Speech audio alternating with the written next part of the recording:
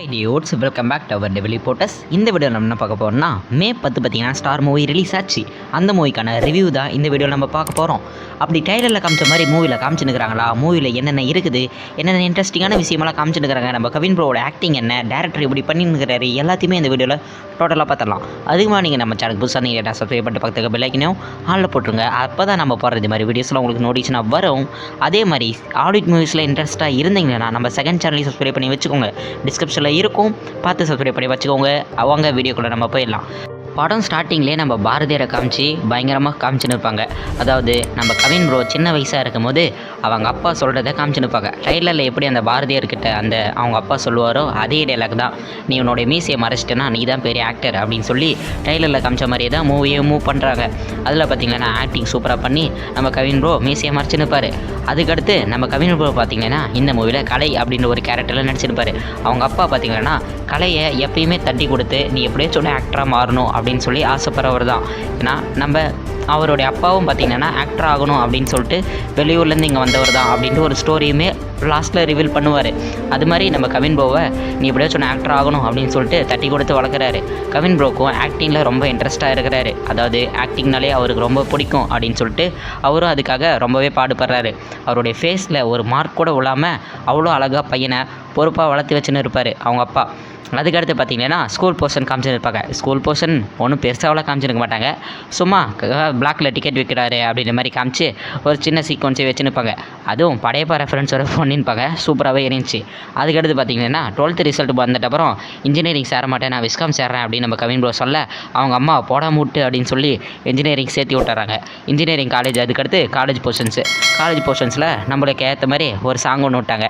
ஏற்றி சாங் மாதிரி சூப்பராகவே இருந்துச்சு. நம்ம யுவன் சங்கர் மியூசிக்கில் சூப்பராக இருந்துச்சு அந்த சாங்கும். அதில் பார்த்திங்கன்னா நிறைய சீன் எல்லாமே வாரணமாயிரம் ரெஃபரன்ஸ் இருந்துச்சு. வாரணமாயிரமில் அந்த டிஷர்ட் பனியில் அது எல்லாமே பார்த்திங்கன்னா அந்த ரெஃபரன்ஸ் இருந்துச்சு.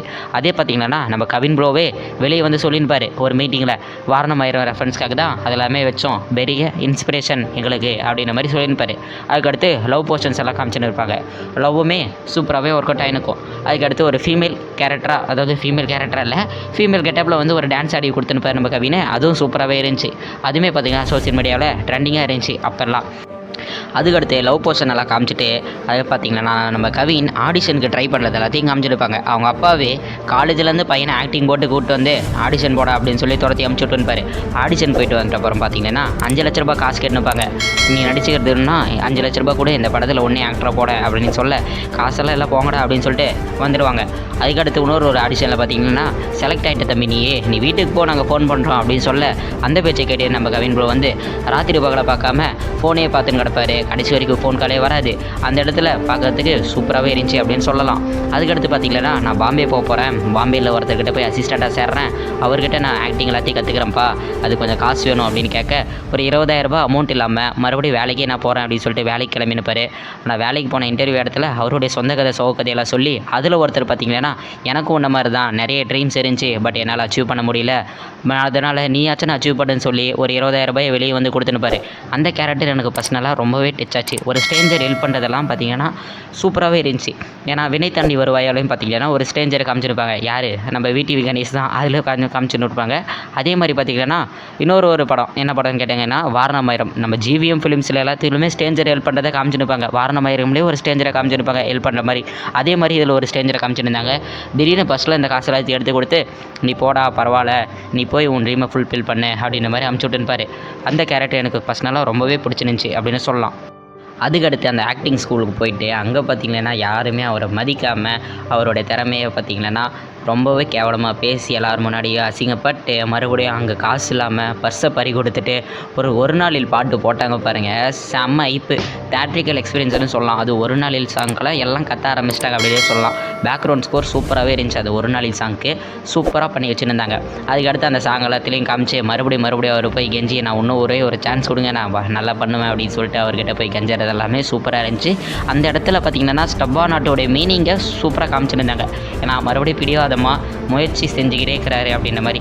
தோல்வியை ஏற்றுக்காத மனம் தான் அது ஸ்டப்பா நாட்டுன்னு சொல்லுவாங்க. அந்த மாதிரி ஸ்டப்பா நாட்டு மறுபடியும் போயிட்டு அவர்கிட்ட போய் கெஞ்சறது எல்லாத்தையுமே காமிச்சிருப்பாங்க.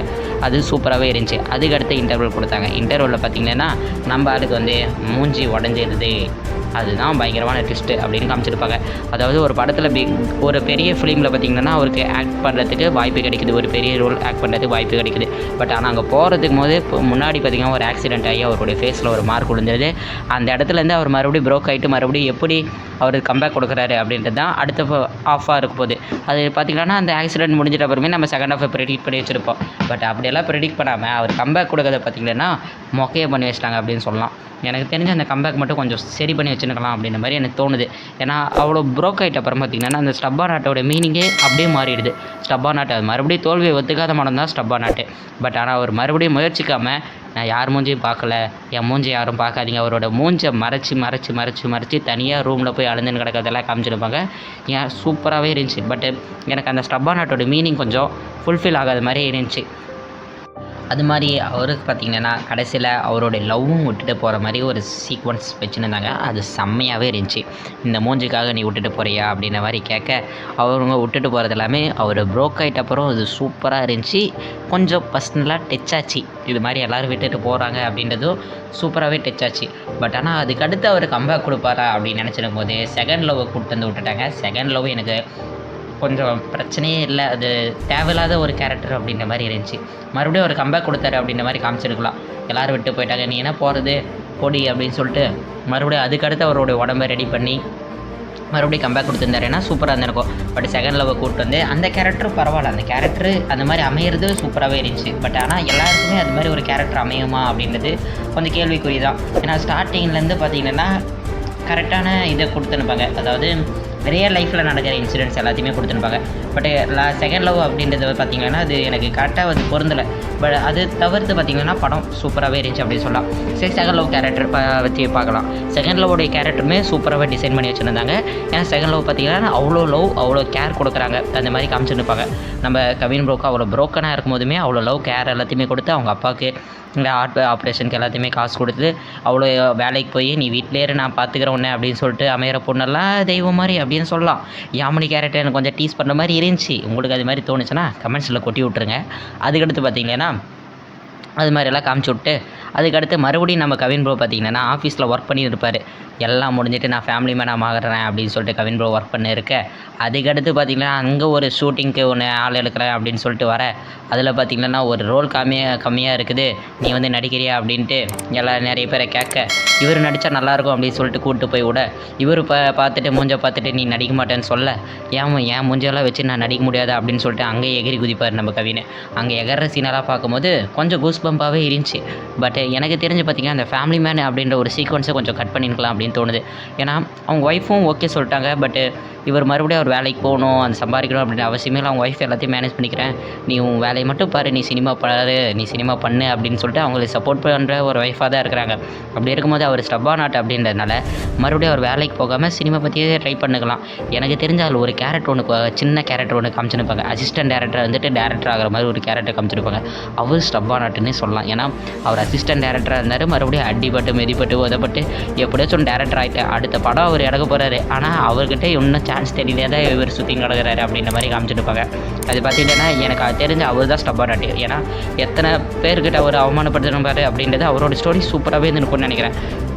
அதை பற்றி நீங்கள் யோசிச்சு பாருங்கள், அவரோட ஸ்டோரி எப்படி இருந்திருக்கும் அப்படின்ட்டு. ஏன்னா இவரோட ஸ்டோரி எப்படி இருக்கும்போது அவரோட ஸ்டோரி எப்படி இருந்திருக்கும்னு யோசிச்சு பாருங்கள். அசிஸ்டன்ட் டேரக்டராக ஒர்க் பண்ணியிருப்பார், அடுத்து டேரக்டராக ஃபிலிம் எடுக்கிறதுக்கு அந்த ஆஃபீஸ் ஷூட்டுக்கு அவர் தான் வந்துருப்பார்.